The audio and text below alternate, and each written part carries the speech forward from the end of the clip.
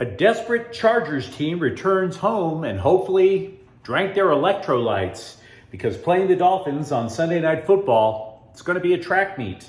Hi, I'm James of Faithful Angelino Sports with a preview of Chargers football, the 6-6 Bolts versus the 8-4 Miami Dolphins. And if you enjoy talking Chargers football, don't forget to subscribe to the channel. We talk about the Chargers virtually every day here. The Chargers return home after a loss in Las Vegas, and honestly, they flat out got punched in the face by the Raiders. Even worse, there are stories starting to circulate that Coach Brandon Staley is on the hot seat after an expensive offseason makeover that hasn't produced results. They've lost 3 of their last 5 games. They've fallen to 8th place in the AFC standings. The playoffs, if they started today, the Bolts would be on the outside looking in. Only they don't start today. And I think a desperate Chargers team is about to catch Miami at just the right time. You see, for Miami, this is their second game of a 3-game road trip, which is damn near unprecedented in the NFL. Schedule makers know damn well that a football team has great problems playing 2 consecutive games on the road, let alone 3, the plane flights, the time zone differences, etc. Here we are. They're in the middle of a 3-game road trip. And by the way, they lost the first one in San Francisco.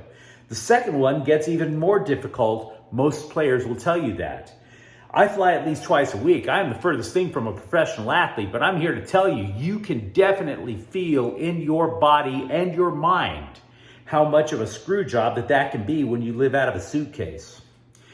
At the start of this road trip, Miami lost to a backup quarterback, Brock Purdy. And oh, by the way, the Dolphins starting quarterback might have injured an ankle in the process of that game.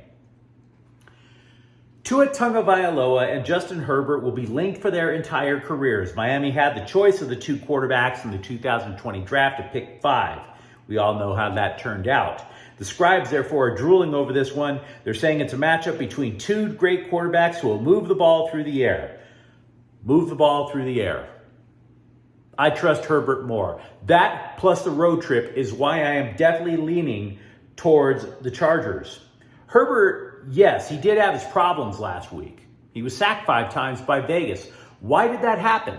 Well, the Chargers were down 3 starting offensive linemen, including the center. The center is important because that's the guy who calls out how the line is going to protect Herbert from the blitz. Lindsley is good at that job. The backup is the backup. So I think that in this case, I think Herbert is going to stay on his feet. And by the way, despite the 5 sacks that Herbert had out in Vegas last week, he still threw for 335 yards. And oh, by the way, that was without his second favorite receiver, Mike Williams, who will return in this game against Miami. That is going to spread Miami's defense thinner since they're already, of course, going to have to cover Keenan Allen. Then you look at Tagovailoa. I'm not going to sit there and tell you he sucks. I am going to remind you that his career obituary was being written prior to this year. Tyreek Hill, who was acquired in a trade with the Kansas City Chiefs prior to the season starting, of course, that did a lot to erase the narrative about Tagovailoa. But last week in San Francisco, the quarterback made a series of bad throws. And that led me to wonder, how many options does Tagovailoa actually have? He's thrown for 2,859 yards, which is good. Don't get me wrong. But Tyreek Hill has 1,379 of those yards. He has almost half of the passing yards that Tagovailoa has thrown for. I will acknowledge that the Dolphins are second in the NFL in pass plays for more than 20 yards. I will acknowledge they are 4th in pass touchdowns. But does that not all add up to, hey, do what you can to limit Tyreek Hill? Not that Tagovailoa is the second coming of Dan Marino. I'm suggesting that the knock on Tagovailoa that was on him in college was that he tried to play hero ball too much. He took too many chances when that first option was gone. Now, I'm not saying you could take Hill out of the game. I'm arguing that the more LA can do to limit Hill, the more likely Tagovailoa will take risks that he shouldn't. Jalen Waddle is the number 2 receiver from Miami. You know how many catches he had last week? That many. That's what I'm talking about. The Chargers defense, I get that they're going to come into the game shorthanded. Derwin James is likely out, as is lineman Sebastian Joseph Day and corner Bryce Callahan. But the Chargers are probably going to get a break in terms of run defense. Miami averages fewer than 90 yards per game on the ground.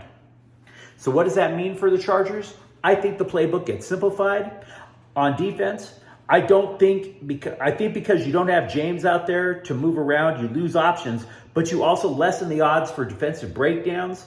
Miami can't run, so it wouldn't surprise me if the Chargers just flooded the defensive backfield with a lot of dime packages, with the specific goal of limiting Hill. I'm guessing Michael Davis is going to get a lot of time. I'm guessing both he and Asante Samuel will be on the so-called cheetah. Miami also has issues defensively. They're 23rd in pass defense. They don't force turnovers. They have just 7 interceptions on the season. Say what you will about the Chargers. They do create turnovers. They're +4 in turnover differential. Ultimately, what I'm getting at bucks the trend of a lot of people who predict football games. There are a lot of people who like Miami in this game. I like the Chargers. I like the Chargers because Justin Herbert has more options when he throws. I like the Chargers because Miami is in the middle of a crushing 3-game road trip that could kill their entire season. And I think the Chargers are simply going to play like a more desperate team. I believe the Chargers are winning this game. Let me know what you think in the comments thread. And if you enjoy talking Chargers football, don't forget to subscribe to Faithful Angelinos. We do talk Chargers football here. Thank you for watching. I'm James. We'll be back later. Faithful Angelinos is a Kian Corte El Queso production. Take care.